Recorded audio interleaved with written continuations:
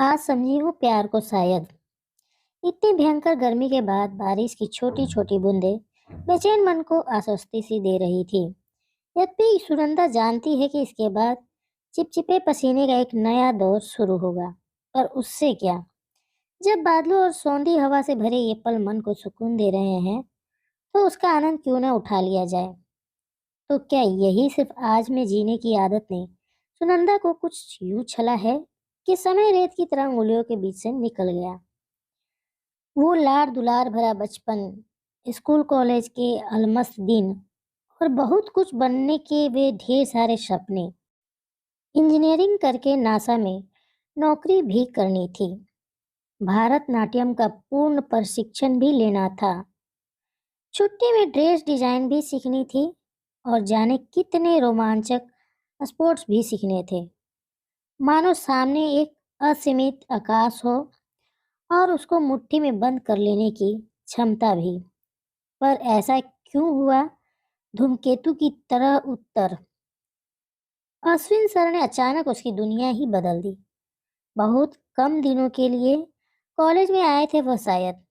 Maths के sir ने किसी मजबूरी में लंबी छुट्टी ली थी और कॉलेज ने अश्विन सर को अस्थायी तौर पर बुला लिया था। सुनंदा ने उनको देखा तो देखती ही रह गई थी। बिल्कुल फिल्मी हीरो जैसा ऊंचा कद, चौड़ा सीना और स्टाइलिश रहन सहन। पता ही नहीं चला कब उसका मन उनके घुंघरेले बालों के पैचों में उलझ गया। उसकी आंखों में अपने प्रति उभरे आकर्षण को पढ़ने में अश्विन सर ने कोई गलती नहीं की थी। बीच बीच में वह उसकी तरफ देखकर मुस्कुरा देते तो वह धन्य हो जाती। इस लगाव ने उसके समूचे व्यक्तित्व को ही बदल कर रख दिया था कि खिल दड़ी सुनंदा चुप सी हो गई।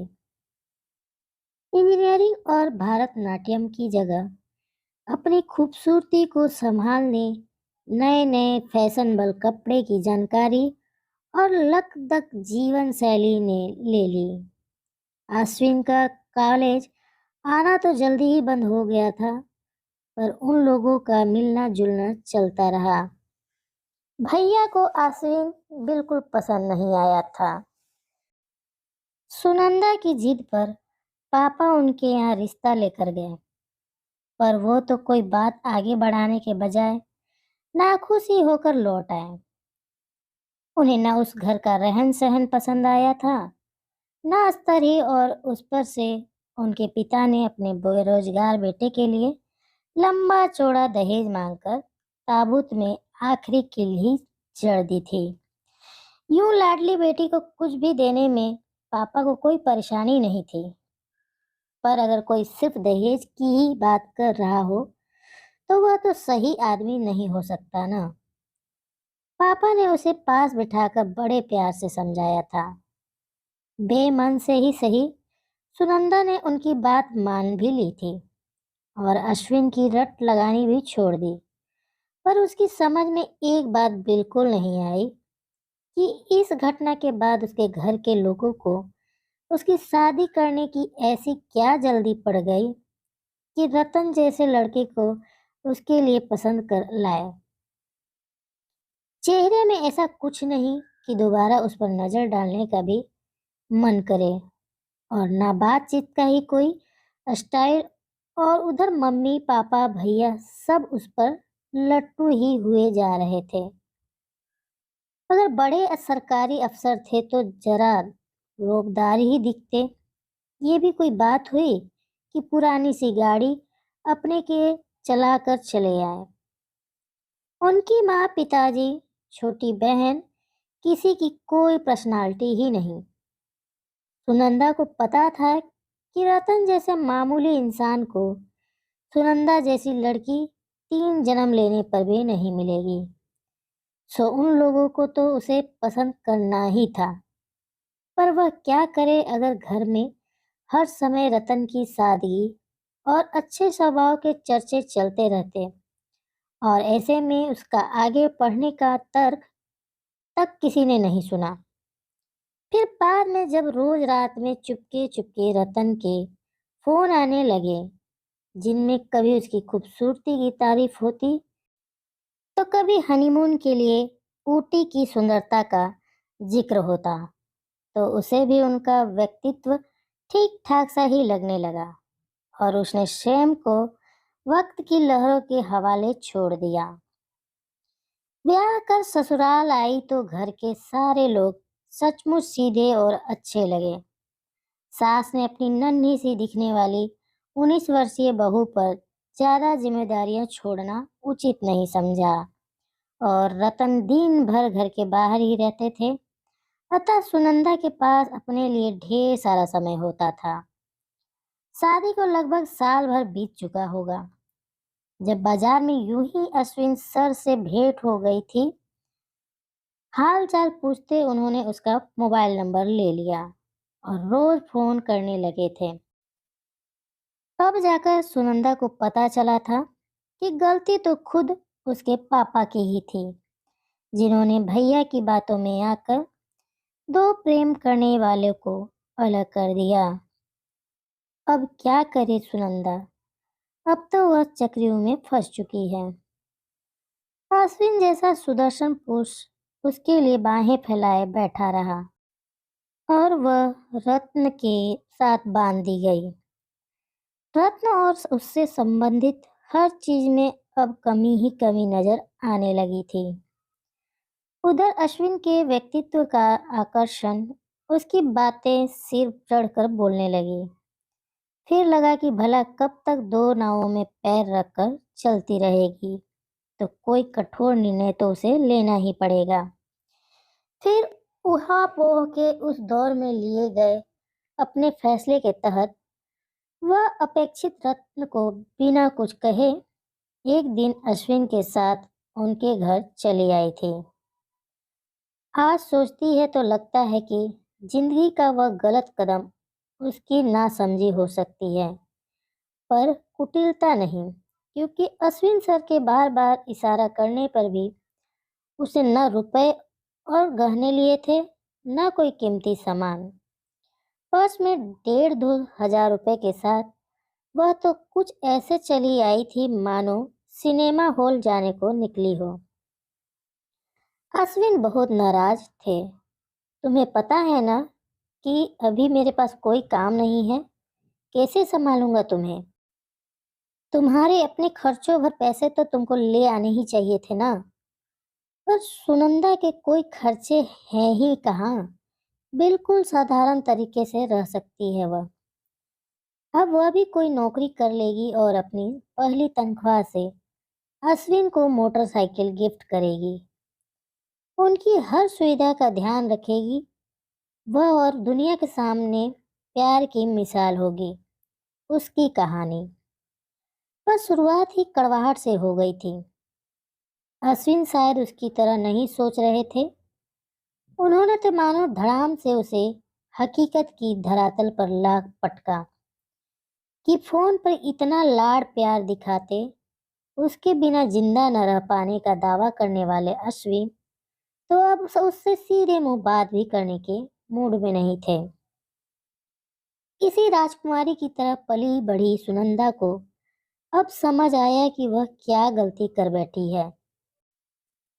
डांट डपट जल्दी ही मारपीट में बदल गई और कुछ ही क्षणों में उसने भोग लिया था कि रतन के प्यार दुलार भरे स्पर्श और अश्विन के बलात्कार में क्या फर्क है। अपने पराये का फर्क देख भौंचकी थी वह। अश्विन चाहते थे कि वह पापा को फोन करके आर्थिक मदद मांगे, पर अब कोई भी दूसरा कदम उठाने से पहले वह जरा थम कर अपनी स्थिति पर सोचना चाहती थी। पापा और भैया से उसे कितना डर भी तो लगता था। ऐसा थोड़ी ना था कि वह फोन करेगी और पापा पैसा लेकर आ जाएंगे। पता नहीं वह अब उससे बात भी करेंगे या नहीं। क्या वो कभी यहाँ से वापस जा सकेगी? उस दिन अचानक पापा को आया देख कितनी खुशी हुई थी उसे, जैसे कि कोई बुरा सपना देखते देखते नींद खुल जाए। अब बस वो यहाँ से जाना चाहती है, उनकी हर बात मानना चाहती है।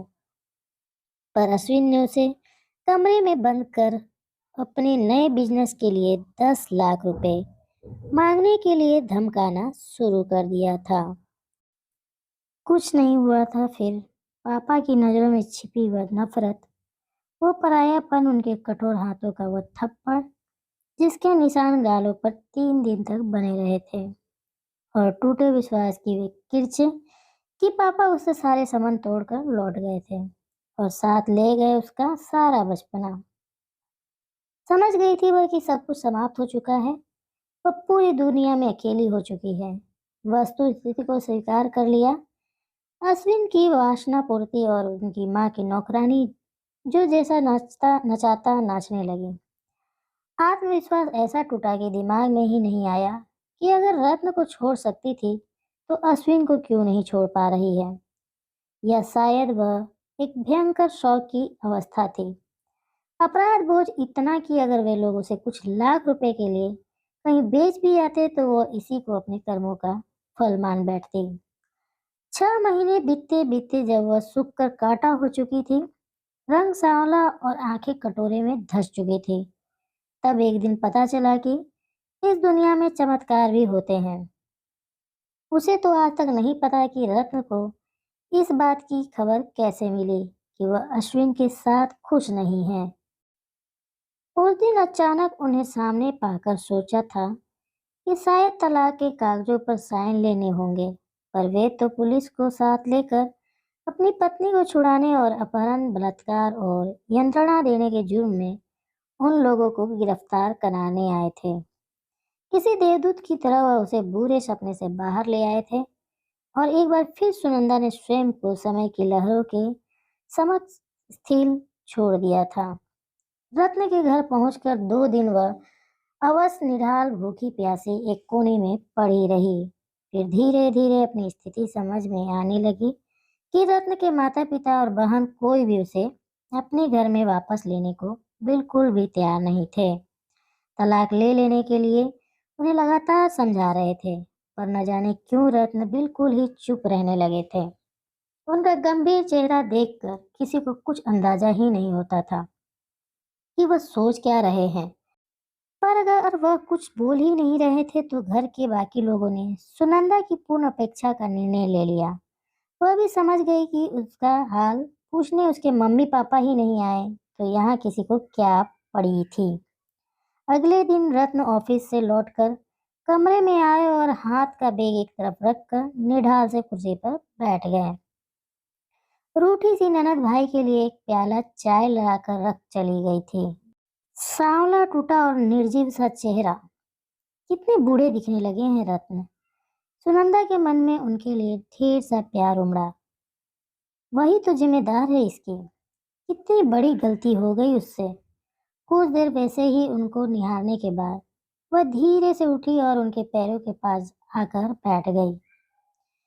मेरी गलती माफ करने के लायक नहीं है ना रत्न। रत्न ने धीरे से आंखें खोली थी। उफ, कितना दर्द था उन आंखों में। मैं कभी भी तुमको पसंद नहीं था ना सुनंदा? उन्होंने पूछा तो तड़प उठी थी वह। मैंने आपका मोल नहीं समझा न रत्न जी। जिसके सर पर असली रत्नों का ताज सजा था वह नकली पत्थर तलाशने चल पड़ी थी। मुझे माफ कर दीजिए, पर रत्न शायद यह सब कुछ नहीं सुनना चाहते थे। उठकर कमरे से बाहर निकल गए। बाद में यही उन्होंने अपना स्वभाव बना लिया कि सुनंदा या घर का कोई भी सदस्य उनसे कुछ बात करने की कोशिश करता तो वो उठकर चले जाते। सुबह सवेरे ही ऑफिस निकल जाते और लौटने पे घंटों लॉन में टहलते रहते। कोई कुछ कहने समझाने की कोशिश करता तो आधी एक रोटी जो मुश्किल से उनके गले से उतरती थी उसे भी छोड़कर हट जाते। उनकी हालत पर सुनंदा जा जा रोती, पर तो नजर उठाकर देखते तक नहीं। जिंदगी यूं ही तो नहीं कटेगी। सुनंदा ने सबका दिल जीतने के लिए घर के सारे काम काज अपने ऊपर लेने की कोशिश की। सभी लोगों से अलग अलग माफी भी मांगी, पर वह क्या करे अगर कोई उससे बात ही नहीं करना चाहता था। कुछ कड़वा कुछ तीखा मुंह से ना निकल जाए, ये संदर्भता बनाए रखने के लिए कुछ न बोलना ही सबको आसान लगता था शायद।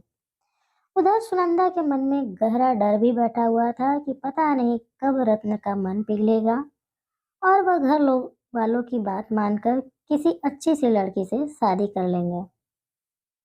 फिर वह क्या करेगी?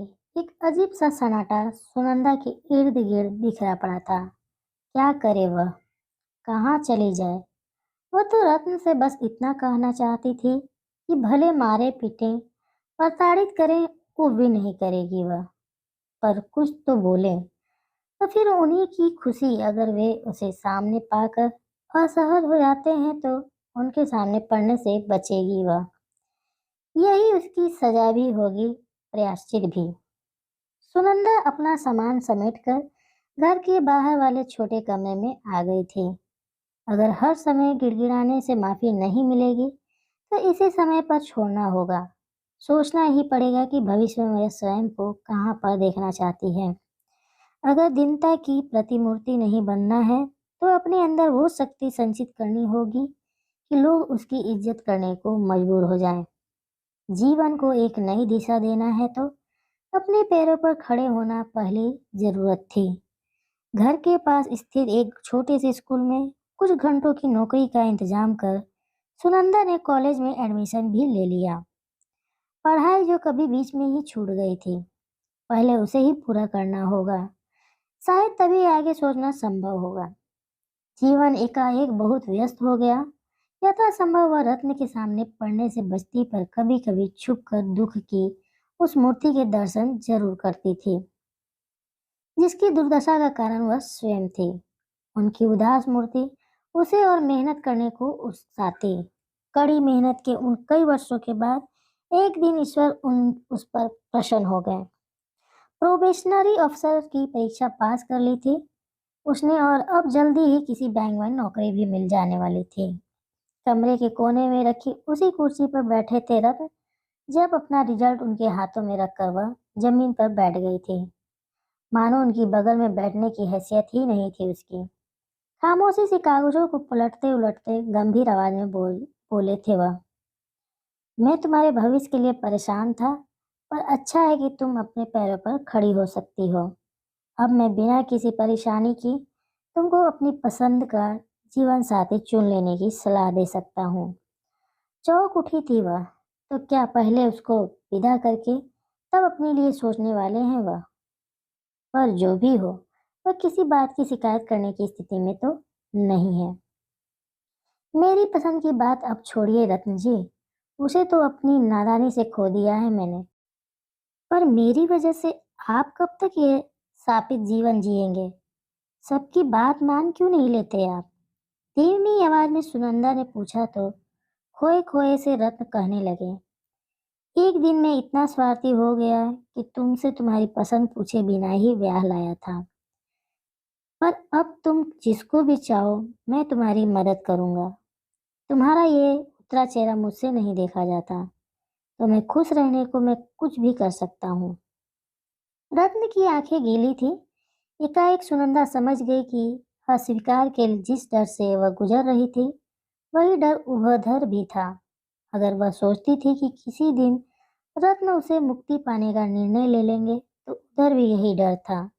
शायद दोनों ही तो एक दूसरे की पहल का इंतजार कर रहे थे।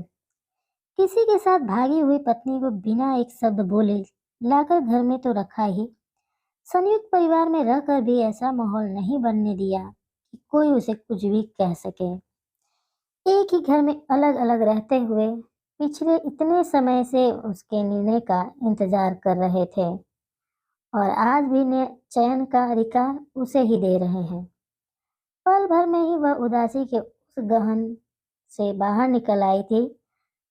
अब तो महसूस हो रहा था कि दुनिया की सबसे सौभाग्यशाली स्त्री वह है, और ईश्वर ने जो उसे दिया है वह तो किसी और के पास नहीं होगा। बरसों से जमी धूल साफ हुई तो चमकदार धूप अंतरतम के कोने कोने तक जाकर पसर गई। अब सुनंदा की आवाज में चपलता थी। जीवन साथी तो मेरे पास है, बस उसके दायित्व से उसका प्यार बनने तक का सफर तय करना बाकी है। उसकी बात समझने में रत्न को कुछ समय लगा था। फिर वह उठे और पैर मोड़कर उसके पास वहीं जमीन पर बैठ गए। सुनंदा के हाथों पकड़कर कहने लगे, मुझे तो सिर्फ तुम चाहिए थी, सुनी। न समाज की परवाह है न किसी और का ख्याल। बस तुम कह दो कि मैं तुम्हें पसंद हो। इस बार मुझे मत नकारना, मैं बर्दाश्त नहीं कर पाऊंगा।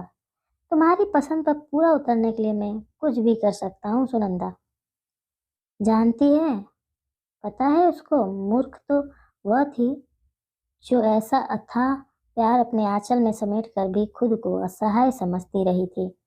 पर अब अपने इस पैप को संभाल कर रखना उसे आता है। आत्मविश्वास से ओतप्रोत सुनंदा उठी, हाथ पकड़कर रत्न को उठाया और सास ससुर के कमरे में जाकर उनके पैरों पर झुक गई। हमें नए जीवन का आशीर्वाद दीजिए पापा।